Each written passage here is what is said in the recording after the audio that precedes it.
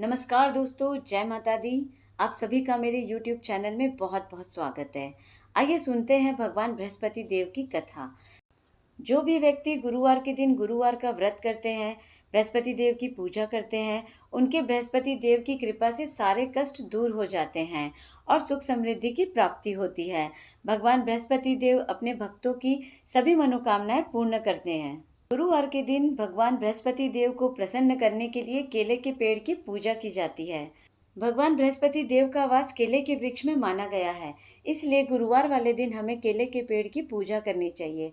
सबसे पहले हमें केले के वृक्ष के नीचे दीपक जलाना चाहिए और उसके बाद जल के पात्र में हल्दी और गुड़ डालकर वह जल वृक्ष को अर्पित करें। उसके बाद पीले रंग का फूल चढ़ाएं और भगवान विष्णु को चने की दाल और गुड़ का भोग लगाना चाहिए। इससे बृहस्पति देव अति प्रसन्न होते हैं और उसके बाद गुरुवार की कथा सुननी चाहिए। अगर आपके घर के आसपास केले का वृक्ष नहीं है तो आप घर में ही विष्णु भगवान की मूर्ति रखकर पूजा कर सकते हैं और कथा सुन सकते हैं। इससे भगवान बृहस्पति देव अति प्रसन्न होते हैं। जैसे कि गुरुवार के दिन बाल नहीं काटना चाहिए, हमें नाखून नहीं काटना चाहिए, ज़्यादा साफ सफाई नहीं करनी चाहिए और गुरुवार वाले दिन किसी को आप पैसे भी उधार ना दें। अगर आप किसी भी प्रकार का व्रत कर रहे हैं तो आपको उस दिन क्रोध नहीं करना चाहिए, धर्म का आचरण करना चाहिए और अपने से बड़ों का आदर सम्मान करना चाहिए और भक्ति भाव से भगवान की आराधना पूजा करनी चाहिए। इससे हमें पूर्ण फलों की प्राप्ति होती है, इसलिए यह व्रत सर्वश्रेष्ठ और अति फलदायक है। आइए सुनते हैं भगवान बृहस्पति देव की कथा। प्राचीन समय की बात है, एक बड़ा प्रतापी और दानी राजा था। वह प्रत्येक गुरुवार को व्रत रखता और पूजा करता था। यह उसकी रानी को बिल्कुल अच्छा नहीं लगता। ना तो वह व्रत करती थी और ना ही किसी को एक पैसा दान में देती थी। राजा को भी ऐसा करने से वह मना किया करती थी। एक समय की बात है कि राजा शिकार खेलने के लिए वन में चले गए।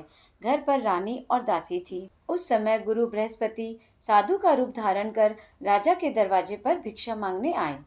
साधु ने रानी से भिक्षा मांगी तो वह कहने लगी, हे साधु महाराज, मैं इस दान और पुण्य से तंग आ गई हूँ। आप कोई मुझे ऐसा उपाय बताएं जिससे कि यह सारा धन नष्ट हो जाए और मैं आराम से रह सकूं। साधु रूपी बृहस्पति देव ने कहा, हे देवी, तुम बड़ी विचित्र हो। संतान और धन से तो कोई भी दुखी नहीं होता। अगर तुम्हारे पास धन अधिक है तो तुम इसे शुभ कार्यों में लगाओ जिससे तुम्हारा और दूसरों का भी भला हो। परंतु साधु की इन बातों से रानी खुश नहीं हुई। उसने कहा, मुझे ऐसे धन की आवश्यकता नहीं जिसे मैं दान दूं या जिसको संभालने में मेरा सारा समय नष्ट हो जाए। साधु ने कहा, यदि तुम्हारी ऐसी इच्छा है तो जैसा मैं तुमसे कहता हूँ तुम वैसा ही करना। बृहस्पतिवार के दिन तुम घर को गोबर से लिपना, अपने केशों को पीली मिट्टी से धोना, केशों को धोते समय स्नान करना, राजा से हजामत बनाने को कहना, भोजन में मांस मदिरा खाना, कपड़ा धोबी के यहाँ धुलने डालना। इस प्रकार 7 बृहस्पतिवार करने से तुम्हारा समस्त धन नष्ट हो जाएगा।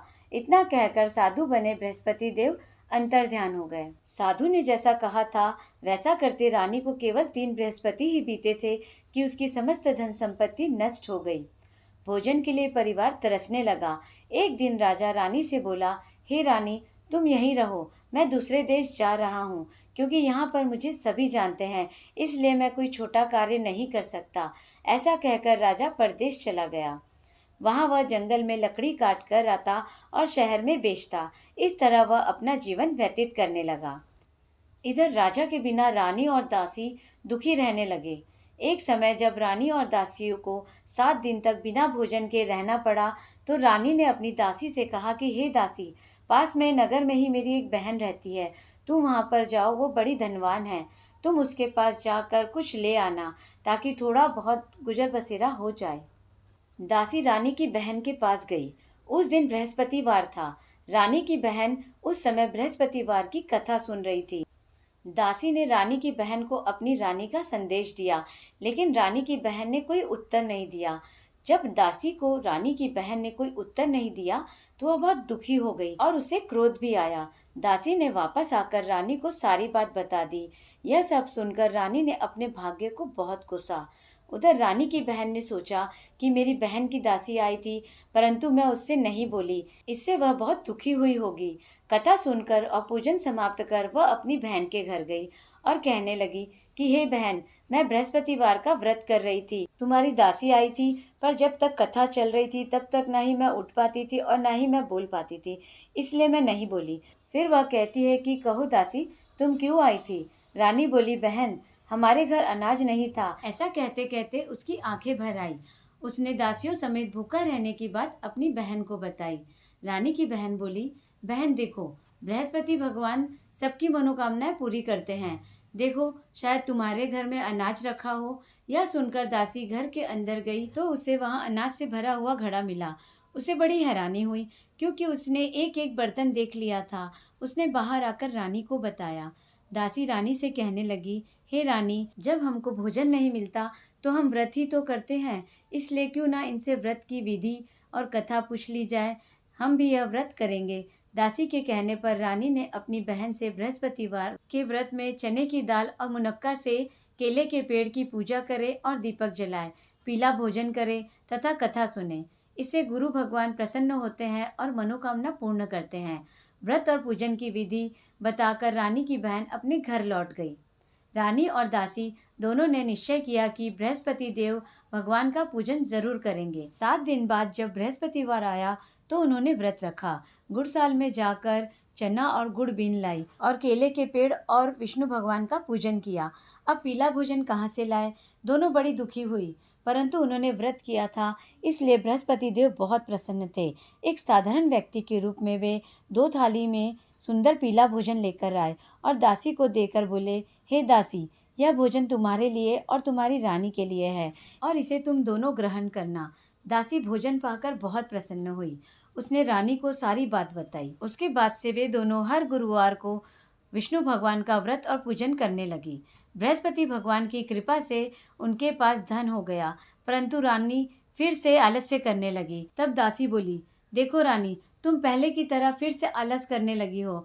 तुम्हें धन के रखने में कष्ट होता था, इस कारण सभी धन नष्ट हो गया। अब गुरु भगवान की कृपा से धन मिला है, तो फिर तुम्हें आलस्य नहीं करना चाहिए। बड़ी मुसीबतों के बाद हमने यह धन पाया है, इसलिए हमें दान पुण्य करना चाहिए। अब तुम भूखे मनुष्यों को भोजन कराओ, प्याऊ लगवाओ, ब्राह्मणों को दान दो, कुआं, तालाब, बावड़ी आदि का निर्माण कराओ, मंदिर, पाठशाला बनाकर ज्ञान दो, कुंवारी कन्याओं का विवाह करवाओ, अर्थात धन को शुभ कार्यों में खर्च करो, जिससे तुम्हारे कुल का यश बढ़ेगा, स्वर्ग प्राप्त होगा और पितर भी प्रसन्न होंगे। दासी की बात मानकर रानी शुभ कर्म करने लगी। उसका यश फैलने लगा। एक दिन रानी और दासी आपस में विचार करने लगे कि न जाने राजा किस दशा में होंगे, उनकी कोई खोज खबर भी नहीं है। उन्होंने गुरु बृहस्पति भगवान से प्रार्थना की कि राजा जहाँ कहीं भी हो शीघ्र वापस आ जाएं। उधर राजा परदेश में बहुत दुखी रहने लगा। वह प्रतिदिन जंगल में लकड़ी बीनकर लाता और उसे शहर में जाकर बेच देता। वह अपना कठिन जीवन बहुत ही कठिनता से व्यतीत कर रहा था। एक दिन दुखी होकर वह अपनी पुरानी बातों को याद करके रोने लगा और उदास हो गया। उसी समय राजा के पास बृहस्पति देव साधु के वेश में आकर बोले, हे लकड़हारे, तुम इन सुनसान जंगल में किस चिंता में बैठे हो, मुझे बतलाओ। यह सुनकर राजा के आंखों में आंसू आ गए। साधु की वंदना कर राजा ने अपनी संपूर्ण कहानी सुना दी। महात्मा दयालु होते हैं। वे राजा से बोले, हे राजा, तुम्हारी पत्नी ने बृहस्पति देव के प्रति अपराध किया था, जिसके कारण तुम्हारी यह दशा हुई है। अब तुम चिंता मत करो, भगवान तुम्हें पहले से अधिक धन देंगे। देखो, तुम्हारी पत्नी ने भी बृहस्पतिवार का व्रत प्रारंभ कर दिया है।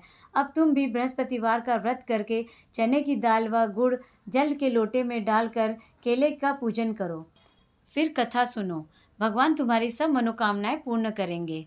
साधु की बात सुनकर राजा बोला, हे प्रभु, लकड़ी बेचकर तो इतना पैसा नहीं बचता है कि भोजन के उपरांत कुछ बचा सकूं। मैंने रात्रि में अपनी रानी को व्याकुल देखा है। मेरे पास कोई साधन नहीं है जिससे उसका समाचार जान सकूं। फिर मैं कौन सी कहानी कहूँ, यह भी मुझको मालूम नहीं है। साधु ने कहा, हे राजा, मन में बृहस्पति भगवान के पूजन व्रत का निश्चय करो। वे स्वयं तुम्हारे लिए कोई राह बना देंगे। बृहस्पतिवार के दिन तुम रोजाना की तरह लकड़ियाँ लेकर शहर में जाना। तुम्हें रोज से दुगना धन मिलेगा, जिससे तुम भली भांति भोजन कर लोगे और बृहस्पति भगवान की पूजा का सामान भी आ जाएगा। इसके बाद राजा ने साधु के कहे अनुसार बृहस्पतिवार का व्रत किया। बृहस्पतिवार का व्रत करने से राजा के दिन सुधर गए। इसके बाद वो अपनी रानी के पास गया और दोनों आनंद से अपना जीवन यापन करने लगे। इसलिए सुख समृद्धि की कामना करने वाले मनुष्य को बृहस्पति का व्रत करना चाहिए और पूजा करनी चाहिए। तो ये थी बृहस्पतिवार की कथा। अगर आपको यह कथा अच्छी लगी हो तो प्लीज़ आप मेरे इस चैनल को लाइक करें और सब्सक्राइब करें। जय माता दी।